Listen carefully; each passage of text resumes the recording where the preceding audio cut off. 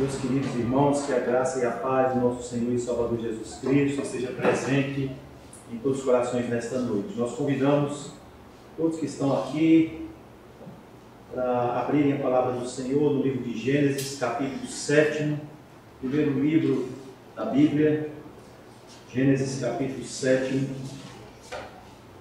Nós daremos continuidade à exposição da palavra do Senhor nesta noite. Temos exposto a todo o livro, da nossa esperança, nossa expectativa é poder estudar todo o livro de Gênesis. Estamos hoje no versículo 2 do capítulo 7 e leremos do verso 2 até o verso 10, até o verso 10.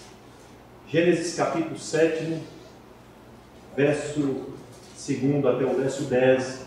Os irmãos acompanharão a leitura do texto mesmo assentados. De todo animal limpo levarás contigo 7 pares, o macho e sua fêmea. Mas os animais imundos, um par, o macho e sua fêmea. Também das aves do céu 7 pares, macho e fêmea, para se conservar a semente sobre a face da terra. Porque daqui a 7 dias farei chover sobre a terra durante 40 dias e 40 noites. E da superfície da terra exterminarei todos os seres que fiz. E tudo fez Noé, segundo o Senhor lhe ordenara. Tinha Noé 600 anos de idade, quando as águas do dilúvio inundaram a terra. Por causa das águas do dilúvio, entrou Noé na arca, ele com seus filhos, sua mulher e as mulheres de seus filhos. Dos animais limpos e dos animais imundos, e das aves, e de todo réptil sobre a terra, entraram para Noé, na arca de 2 em 2, macho e fêmea, como Deus lhe ordenara. E aconteceu que depois de 7 dias, vieram sobre a terra as águas do dilúvio. Senhor, nosso Deus e Pai, fala o nosso coração nesta noite. Nós estamos com a Tua palavra, Deus, diante dos nossos olhos. E somente Teu Espírito, Senhor, possa conduzi-las ao nosso coração. Em nome e por amor de Jesus Cristo. Amém. Meus irmãos, em nossa última mensagem, no domingo passado, nós expusemos o verso 1 do capítulo 7. Eu quero que o irmão vá e releia. Veja esse versículo, quando Deus, após ter dado as instruções a Noé 120 anos antes, agora Deus dá algumas ordens, e essas ordens devem ser cumpridas por Noé. Aqui nós vemos claramente, no texto que lemos no domingo passado, uma relação de obediência, uma relação de soberania, uma relação muito límpida entre o Criador e a criatura. Uma relação de soberano e servo. Que coisa linda, irmãos, é quando o soberano ele tem autoridade sobre o servo e o servo ouve. Que coisa linda é quando nós pais, nós temos a oportunidade de poder falar com os filhos e sermos ouvidos e os filhos nos respeitarem. Quantas famílias hoje têm vivido conflitos de autoridade? Quando as esposas não respeitam a autoridade dos esposos, os filhos não respeitam a autoridade dos pais, e há uma verdadeira gritaria dentro de casa, onde não há ordem, falta de respeito. Mas aqui, irmãos, no texto que nós lemos no domingo passado, nós vemos claramente uma relação de respeito. Deus falando e Noé obedecendo. Não há nenhum questionamento de Noé diante de Deus. A linhagem dos filhos dos homens haviam se corrompido. 10 gerações depois da criação de Adão, o homem se corrompeu. 10 gerações depois, a humanidade entrou num caos. Caos geral. E Deus precisou colocar sua mão sobre a humanidade e destruir a humanidade. Toda a humanidade havia entrado no caos. A descendência da mulher, a descendência santa, se misturou com a descendência da serpente. Uma verdadeira confusão, através de casamento. Como os casamentos são coisas sérias, irmãos. Principalmente quando nós casamos com pessoas que não temem a Deus. Nossa vida se torna um caos. Como a humanidade se transformou. Um verdadeiro caos. E Deus precisou colocar sua poderosa mão sobre a terra. A humanidade entrou em colapso. E o Criador Deus, o Deus Trino, resolveu colocar sua mão poderosa sobre a terra. No primeiro versículo, vá comigo para nós relembrarmos um pouco de Moisés diz: disse o Senhor a Noé: entra na arca tu e toda a tua casa, porque reconheço que tem sido justo diante de mim no meio dessa geração. Veja que Moisés mostra claramente que Deus viu justiça em Noé. Mas nós vamos ver que essa justiça de Noé não era dele. Porque Noé era um homem tão injusto como nós somos. Um homem tão corrupto como nós somos. De coração tão injusto como nós somos. Quem manteve Noé justo foi o próprio Deus. Deus superou Noé, sustentou Noé e nele viu justiça em Cristo. Porque Noé foi um homem que foi justificado em Cristo, mesmo no Cristo que havia de vir. Noé foi justificado em Cristo. Nós vamos ver que Noé era um homem corrupto. Gênesis no capítulo 9, no verso 20 a 21, se você for ver, Noé logo depois do dilúvio, ele voltou a ser agricultor, plantou uma vinha, colheu a vinha, produziu vinho e se embriagou. E o texto vai dizer que ele ficou nu na sua tenda e trouxe problemas seríssimos na sua família. Era um homem corrupto. Mas veja que o texto está dizendo aqui no verso 1, que Deus viu que Noé era um homem justo. Que coisa linda. Sabe o que isso quer dizer, irmãos? Que nós, mesmo sendo pecadores, corruptos, tendo um coração tendencioso ao mal, nós somos justificados em Cristo. E quando nós aceitamos Jesus Cristo como Senhor das nossas vidas, nós nos tornamos justos. Não pelas nossas obras, mas pela obra que Jesus Cristo fez na cruz do Calvário. Eu sou justificado em Cristo, porque ninguém é perfeito, ninguém é justo. Mas o texto vai dizer que Deus viu justiça em Noé. Que coisa linda. Noé foi justificado no Cristo que havia de vir. Que coisa linda. E nós pregamos domingo passado sobre esse texto. Na mensagem de hoje, nós daremos continuidade ao capítulo 7, agora na perícope que vai do verso 2 ao verso 10. Quando a narrativa, irmão, nos chama a atenção para fatos de grande relevância para a vida do povo de Israel e para a vida da igreja nos dias de hoje. Nós temos vivido dias difíceis, dias de terrível falta de compromisso com Deus. As pessoas hoje não têm compromisso nenhum com Deus, têm consigo mesmas. Os cultos cada vez mais antropocêntricos, as pessoas vão à igreja para se sentirem bem. As pessoas vão à igreja não com o intuito de adorar a Deus, mas para ouvir uma boa mensagem, uma boa música.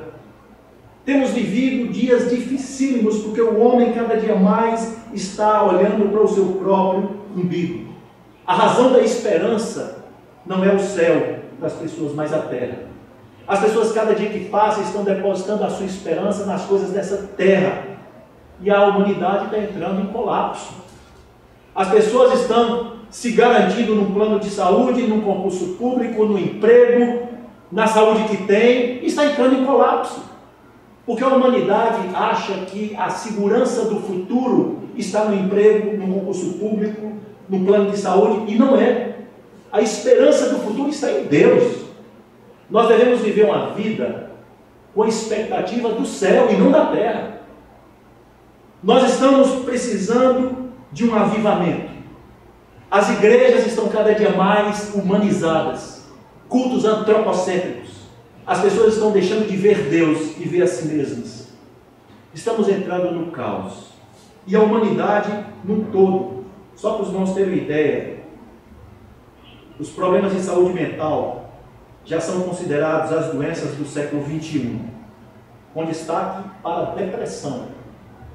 A humanidade tem vivido terríveis situações de colapso por depressão. Isso são dados da OMS. Para os irmãos terem ideia, a Organização Pan-Americana de Saúde, a OPAS, que faz parte da OMS, chegou a alertar no ano passado que cerca de 1 bilhão de pessoas em todo o mundo apresentam um transtorno mental e passam por depressão. A sociedade está entrando em colapso, porque as pessoas estão cada vez mais com expectativas na terra e não no céu. Os crentes estão também, cada dia que passa, com expectativas na terra e não no céu. Como cristãos, irmãos, nós precisamos entender o propósito da vida. E o propósito da vida não é ganhar dinheiro. O propósito principal da vida não é trabalhar. O propósito principal da vida não é criar filhos, nem casar, nem ter um bom emprego. O propósito principal da vida não é ganhar dinheiro. O propósito principal da vida está escrito na primeira pergunta do Catecismo Menor, quando diz: qual é o fim principal do homem? E a resposta é glorificar a Deus e gozá-lo para sempre. O propósito da vida, irmãos, é glorificar a Deus. Embora o trabalho seja importante, a família seja importante, os filhos sejam importantes, mas esse não é o fim principal do homem. O fim principal do homem é glorificar a Deus e gozá-lo para sempre. Esse é o fim principal do homem. A humanidade tem entrado em colapso. Precisamos de um avivamento. As igrejas precisam de um grande avivamento. Porque o homem está centralizado em si e não em Deus. O tema da mensagem de hoje é a obediência fiel, irmãos. E nesse texto, o autor inicia dando uma ênfase importante aos animais. Eu gostaria que você fosse comigo. Veja que Deus ordenou a Noé que ele deveria encaminhar para a arca animais em pares de 2, com exceção de animais puros e aves, que deveriam ir de 7 pares, afirmando que o objetivo em conservar a semente sobre a face da terra. Isso nos lança, irmãos, a pensar em 3 motivos. Eu gostaria de dar um destaque. Por que Moisés escreveu sobre isso? Por que Deus disse a Moisés: olha, coloque na arca, deixe entrar na arca animais impuros de pares, de 2 em 2. Os animais puros eu quero 7 pares. E as aves 7 pares. Por que Deus está falando sobre isso? Tem 3 motivos, eu gostaria de dar um destaque aqui aos irmãos. Primeiramente, o texto nos mostra que Deus decidiu dar continuidade à sua criação. Por isso que ele está mandando os animais entrar. Veja, não somente a humanidade, mas também os animais. Ele decidiu preservar os animais. No capítulo 8, no verso 15 até o verso 17, após terminar o dilúvio, nós observamos claramente essa decisão do Criador. Veja no verso 15 do capítulo 8, lá na frente, depois do dilúvio. Então disse Deus a Noé: sai da arca, e contigo tua mulher e teus filhos, e as mulheres de teus filhos. Os animais que estão contigo, de toda a carne, tanto aves como gado, e todo réptil que rasteja sobre a terra, faze sair a todos, para que povoem a terra, sejam fecundos, e nela se multipliquem. Veja que Deus repete justamente o seu desejo, que está em Gênesis capítulo 1, quando ele cria os animais, que ele diz: eu quero que os animais se reproduzam, se multipliquem, e esse é o objetivo de Deus. Então, o primeiro objetivo que Deus faz os animais adentrarem a arca é que ele pudesse dar continuidade à criação. Ele queria que os animais voltassem a se reproduzir depois que ele exterminasse da terra a humanidade. Esse é o primeiro objetivo de Deus. O Senhor mantém os seus propósitos.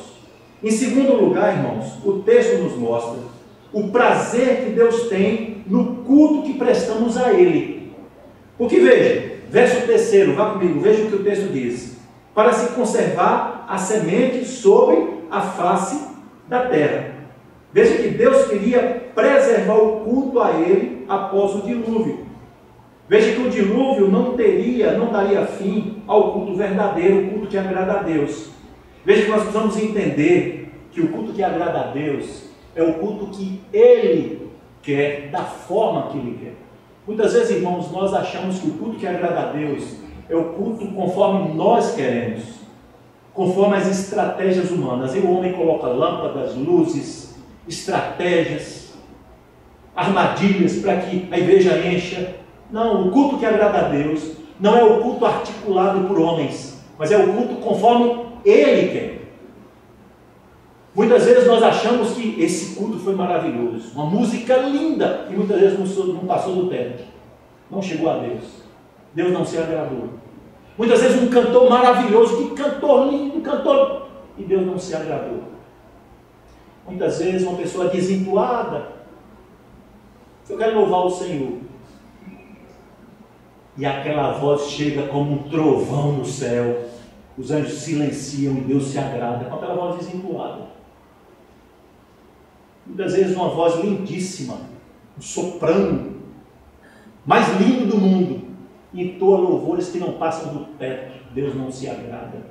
E muitas vezes nós saímos dizendo, que culto lindo, que música linda. Irmãos, o culto que agrada a Deus não é o culto que nos agrada. O culto que agrada a Deus é o culto conforme Ele quer. E muitas vezes vozes desentoadas são as vozes que agradam a Deus. Certo dia eu estava conversando há poucos dias com uma pessoa responsável pelo louvor de uma das igrejas grandes aqui de Recife. Essa pessoa estava me dizendo das estratégias para melhorar o louvor. E eu disse, qual é a estratégia que você está pensando para melhorar o louvor desta igreja? Nós vamos fazer um teste, para que as pessoas que possam adorar a Deus passem no teste. Eu disse, lendo engano. Quem é você para dizer que uma pessoa desentuada não agrada a Deus? Quem é você?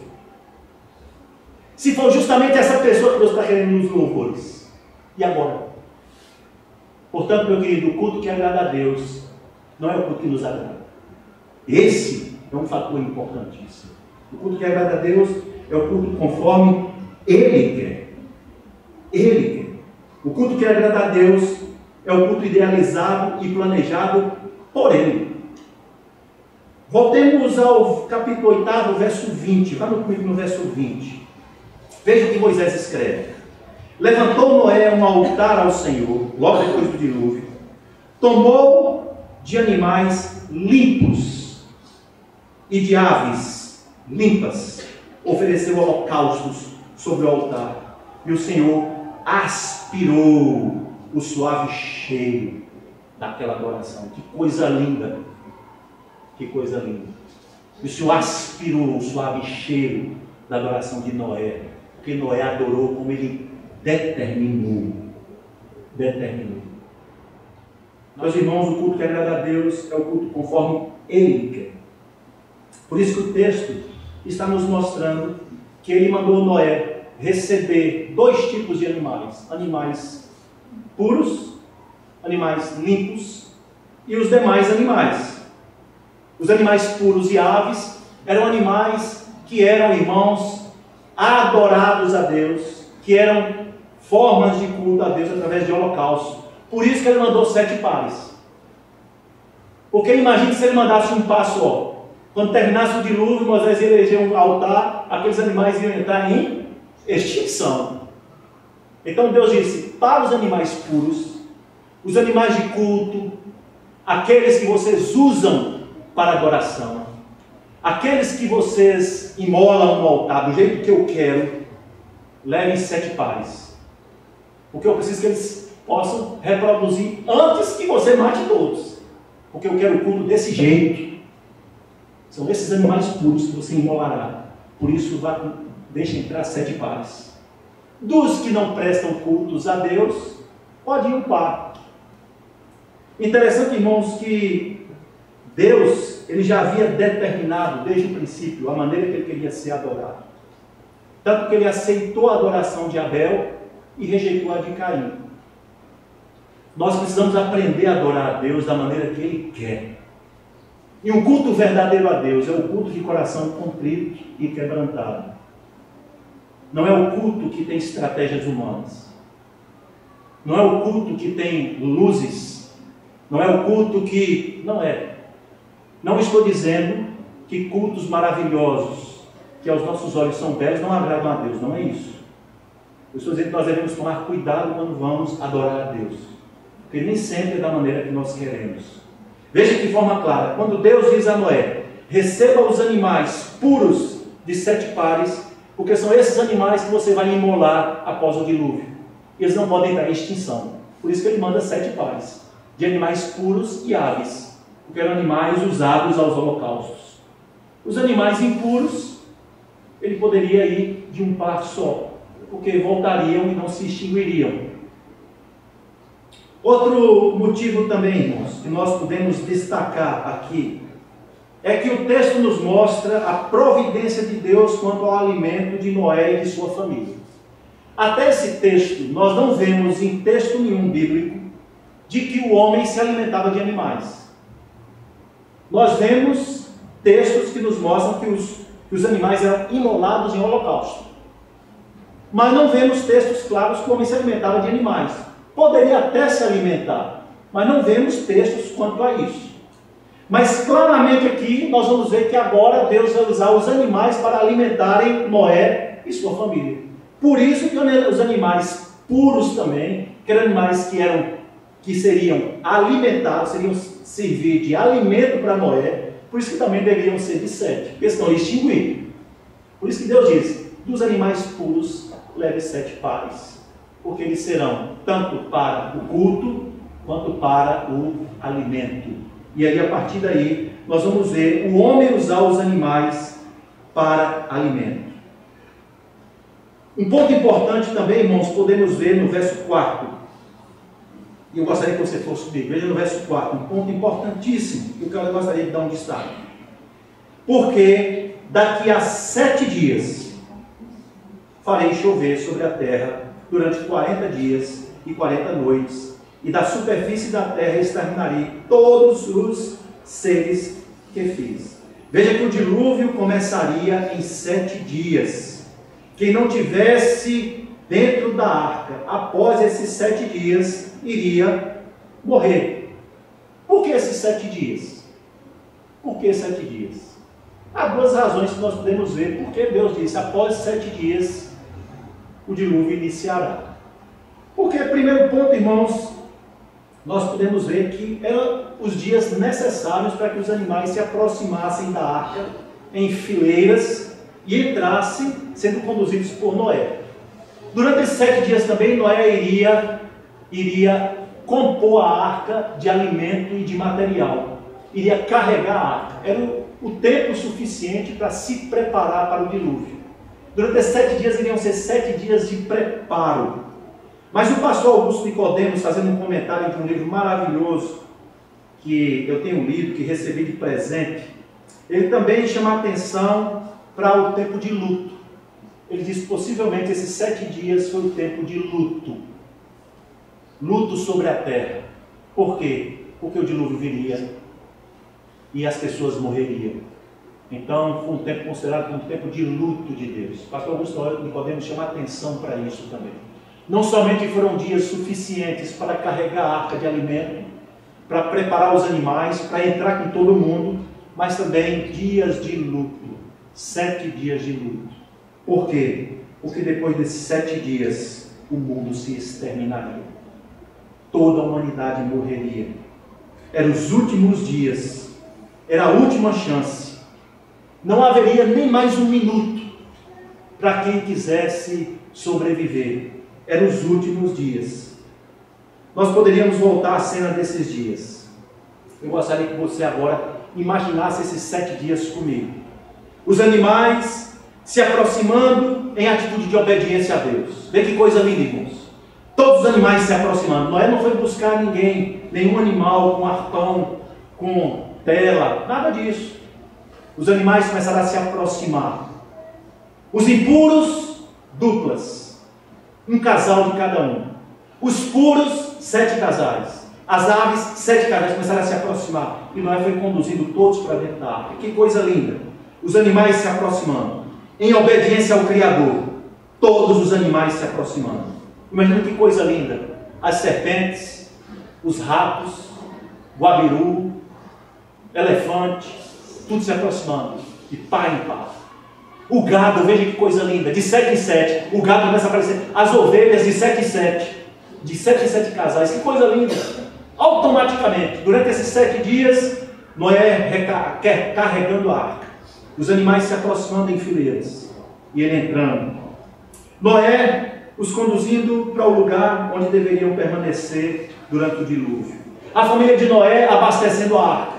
Alimento, material, entrando com material. Coisa linda, os filhos de Noé, suas esposas, entrando com material, carregando a arca de alimento. A gigantesca embarcação diante dos olhos e almas das pessoas. as pessoas frias, durante 7 dias, todo mundo entrando, as pessoas olhando, dizendo, esse povo é doido. Os animais entrando, o povo é doido. Durante 7 dias, e a família de Noé se preparando. E ninguém se convertendo. Noé havia pregado 120 anos, e ninguém se converteu. Ninguém se converteu. Ô bênção! Porque quando eu prego ninguém se converteu, eu digo, Noé pregou 120, ninguém se converteu. Noé que foi Noé, imagina eu. Saio tranquilo. É uma bênção na minha vida. 120 anos, ninguém se converteu. Vamos dizer, tu é doido, rapaz. Tu é louco. Quando Deus disse, prepare a arca, abra as portas, os animais vão entrar, conduza eles, pegue a sua família, bote o material. Você tem 7 dias para isso. 7 dias. Depois de 7 dias você vai entrar e fechar a porta. E o caos será estabelecido. E os gritos lá fora vão gritar, meu Deus, pelo amor de Deus. O tempo passou. 7 dias de luto para o mundo. O tempo de Deus sendo contado. Eu gostaria, irmão, de encerrar essa mensagem chamando a atenção para algo muito importante. Eu gostaria que você fosse comigo no verso 5. Veja comigo no verso 5. Veja que texto lindo, do verso 5 ao verso 10. E tudo fez Noé segundo o Senhor lhe ordenara. Tinha Noé 600 anos de idade, quando as águas do dilúvio inundaram a terra. Por causa das águas do dilúvio, entrou Noé na arca, ele com seus filhos, sua mulher e as mulheres de seus filhos. Dos animais limpos e dos animais imundos e das aves e de todo réptil sobre a terra. Entraram para Noé na arca, de 2 em 2, macho e fêmea, como Deus lhe ordenara. E aconteceu que depois de 7 dias, vieram sobre a terra as águas do dilúvio. Irmãos, o texto destaca aqui a obediência fiel de Noé, não apenas uma vez, mas várias. Várias vezes ele obedeceu a Deus. Sem dúvida, ao enfatizar essa obediência de Noé, irmãos, Moisés queria impressionar os israelitas e nós nesta noite. Eu gostaria de destacar 3 coisas que Moisés fala a respeito da obediência de Noé nesse texto, para terminar a mensagem. Primeiro, Noé mostra que foi uma obediência exata e precisa. Veja que sempre Moisés chama a atenção no texto e diz assim, Noé fez conforme o Senhor o havia ordenado. Vejam que Noé não foi além, nem ficou aquém do que o Senhor havia ordenado. Noé obedeceu a Deus precisamente. Noé não inventou nada. Noé fez o que Deus mandou. Ele nem foi além, nem ficou aquém. Nós muitas vezes fazemos o contrário. Muitas vezes Deus nos manda fazer algumas coisas, ou nós ficamos aquém, deixamos de fazer, ou vamos além do que Deus mandou. Não somos precisos. O texto está mostrando que Noé foi preciso. Ele fez o que Deus mandou. Muitos de nós talvez diziam, rapaz, 7 é pouco. 7 casais? Rapaz, pelo meu cálculo, eu acho que uns 10. Eu vou lá pescar mais uns 10 por sair. Vai pegar borboleta, aí vai laçar boi. Eu acho que vou levar mais. Noé não fez nada disso. Noé foi preciso. Ele obedeceu a Deus precisamente. Ele não aumentou o que Deus mandou, nem deixou de fazer. Então a fé de Noé foi precisa. O texto vai dizer o tempo todo, Noé fez como Deus havia ordenado. Um segundo destaque que eu dou aqui, irmãos, é que Moisés destaca que a obediência de Noé não perdeu a intensidade no passar dos anos. Veja que o texto está nos dizendo que Noé tinha 600 anos. Quando Deus mandou Noé iniciar a arca, Noé tinha 500 anos. Noé passou 120 anos para que depois da primeira ordem viesse a segunda. Ele permaneceu obediente. Ele não mudou. Nós basta um dia. Rapaz, Deus não ouve minha oração não. Nós já perdemos a fé. Basta Deus demorar um pouquinho. Noé demorou mais de 100 anos. Ele aguardou. A fé de Noé foi intacta. Ele não mudou. A obediência de Noé não esmoreceu. Não esmoreceu. Veja que o texto está nos dizendo: Noé tinha 600 anos quando as águas do dilúvio começaram a cair. Quando ele recebeu a ordem para iniciar a construção da arca, Noé tinha 500 anos, irmãos. Veja que foi uma diferença de 100 anos. Ele não fraquejou durante esse tempo. Ele não desanimou. Ele não desistiu. Noé não mudou a intensidade das batidas do martelo dele. Os martelos bateram com a mesma intensidade. A gente começa e diz: rapaz, Deus esqueceu. Faz 10 anos, 20, 30, Deus esqueceu. As batidas do martelo de Noé tiveram a mesma intensidade durante 100 anos. Ele não mudou a força das batidas do seu martelo. Veja que fé tremenda. O machado de Noé teve a mesma força, do primeiro ao 100º ano. Ele não mudou, ele continuou trabalhando, tranquilo, certo de que Deus havia mandado e iria acontecer. Não tinha dúvida. Ele não esmoreceu. Muitas vezes, irmãos, nós somos chamados para assumir o ministério e bastam as primeiras críticas. Rapaz, tu não canta muito bem não vou cantar mais. Basta uma criticazinha, eu já abandono meu ministério. Pastor, basta pegar a primeira igreja broncada. Quero mais não. Quantos pastores desistem do ministério? Muitos, eu tenho muitos amigos desistindo do ministério. Basta uma confusãozinha. Ele, o quê? Eu vou perder meu tempo com isso. Deixa o ministério. Muitas presidentes de SAF, basta a primeira confusão. Eu não quero mais nada, quero confusão nada. Desiste rapidinho, por causa de besteira. Muitos irmãos, nos propósitos finais de ano, eu lembro dos propósitos, projetos, as promessas de final de ano. O ano que vem eu vou emagrecer. O ano que vem eu entro, dezembro é o mês dos projetos. O ano que vem eu vou tratar minha mulher melhor. Não, o ano que vem eu vou entrar na academia. O ano que vem eu vou começar com 1000 projetos. Basta amanhã do dia 1º para a gente esquecer tudo. Na manhã do dia 1º você esquece tudo. Como nós somos vulneráveis. Uma fé desse tamanho. Basta um resultado de exame, Senhor, me abençoe minha saúde. Aí vem o resultado de exame, colesterol lá em cima, você está diabético, sabe, Deus esqueceu de mim. Basta isso, um resultado de exame. Noé, o texto vai dizer que ele continuou e permaneceu. As batidas do martelo de Noé foram as mesmas, ele não mudou. A batida, o serrote de Noé, numa mesma velocidade, do primeiro ano ao 100º, não mudou. Uma fé inabalável. E o terceiro ponto, irmãos, é que a obediência de Noé era uma obediência baseada na fé. Veja comigo no verso 7 para nós terminarmos. Por causa, veja o texto, por causa das águas do dilúvio entrou Noé na arca. Veja que o motivo que levou Noé a entrar na arca eram as águas do dilúvio que ainda não tinham chegado. Noé entrou na arca antes do dilúvio cair. Meus irmãos, Deus mandou Noé construir uma arca no deserto, onde não tinha um pingo de nuvem. Acabou de olhar para o céu assim, vai chover. No deserto. Deus disse, faça a arca. Ele fez. Deus disse a Noé, entre na arca, porque 7 dias depois vai começar a chover. Não tinha caído uma gota d'água. Ele entrou. O dilúvio não havia começado. Veja que fé tremenda de Noé.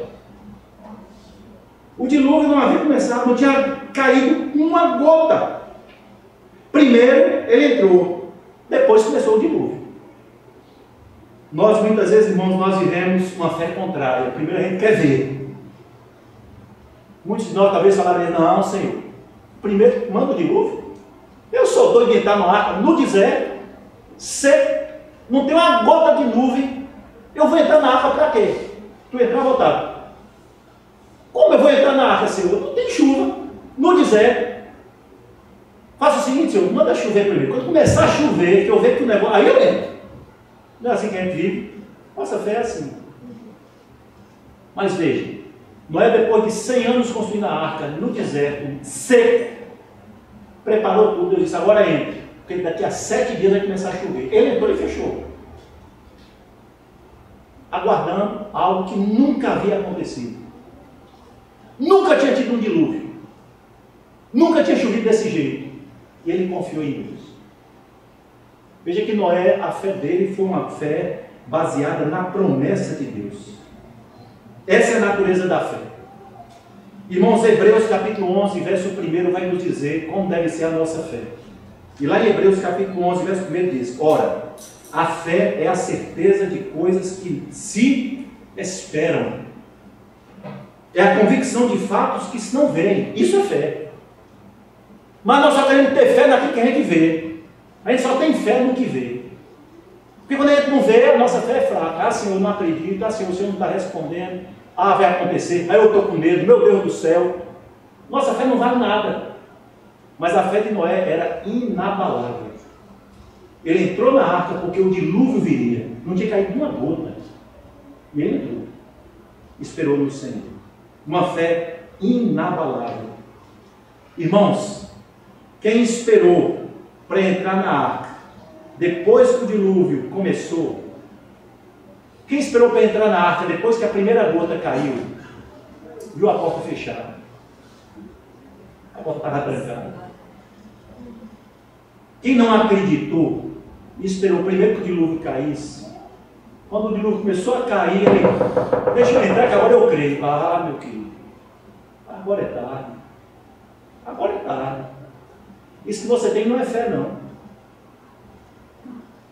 Quem esperou, meus queridos, que o dilúvio caísse para correr para a arca, morreu. Se perdeu. Perdeu a oportunidade de viver. Porque não creu em Deus como Noé creu. A única aplicação que eu faço nessa mensagem é uma aplicação que eu uso do irmão de Jesus Cristo, Tiago. Tiago, na sua carta, irmão de Jesus Cristo, ele afirmou no capítulo 2, verso 26, porque assim como o corpo sem espírito é morto, assim também a fé sem obras é morta. Vejam, meus queridos, a fé, ela sem obras é morta. E a obra da fé é viver pela fé, é crer pela fé. Quando Deus diz a você, você precisa crer. Quando Deus disse assim para mim, você precisa ser pastor, se eu tivesse visto que eu ia enfrentar, eu não teria coragem. Olha, Deus disse, eu quero que você seja pastor. Enfrente. O que vier, você vai enfrentar. Acabou. Eu quero você no ministério. Ponto final. Quando Deus te convoca para um ministério, eu quero você nesse ministério, assuma. Não tenha medo. Porque Deus fará maravilhas. Deus vai te livrar, Deus vai te abençoar. E você vai ser ricamente abençoado por Deus. Não tema. Não tema. Que a sua fé possa ser uma fé como a fé de Noé. Inabalável. Uma fé que não se esmoreceu. Nós temos, irmãos, exemplos, por exemplo, de idosos. Quando eu estava preparando essa mensagem, eu lembrei dos idosos. Eu quero destacar os idosos aqui. Quantos idosos mal educados nós temos visto? Quantos idosos que acham que por ser idoso podem desrespeitar leis, podem agredir a família com palavras? Não é verdade?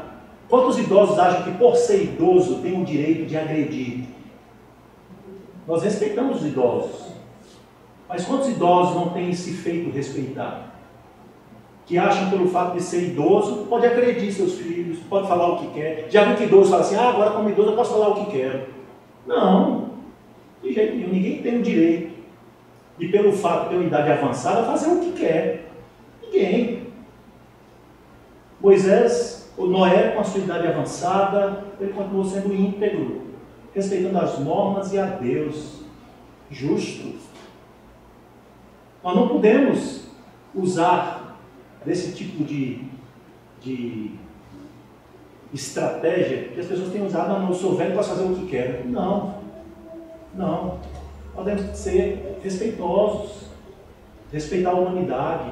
Né? E eu chamo a atenção dos idosos para terem cuidado, continuarem vivendo sempre justos, respeitando o Senhor, as leis. Né? Ele tem o dever de continuar firme, como o nosso querido Noé, com seus 600 anos, continuou intacto, íntegro, com a fé inabalável, respeitando o Senhor e sendo um homem de exemplo. Vamos orar? Senhor, nosso Deus e Pai, nós louvamos o Teu nome e te agradecemos por Tua palavra. Muito obrigado por Tua mensagem. Muito obrigado, ó Deus, porque Tu tens falado ao nosso coração, nos fortalecido e nos alimentado com a Tua palavra, nos instruído com a Tua palavra.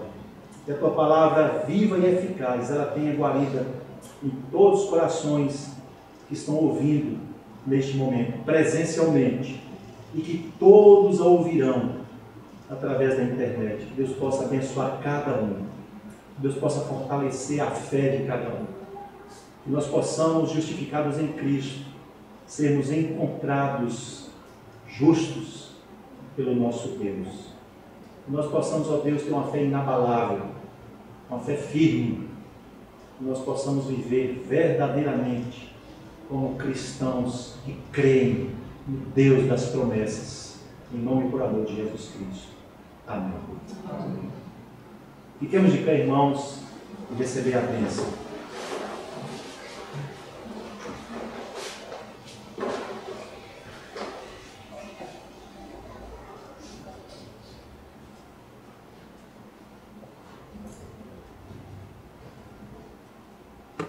Receber a bênção.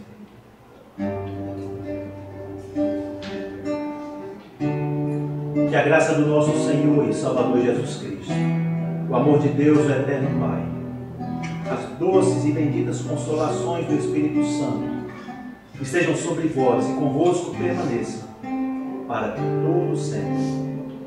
Amém.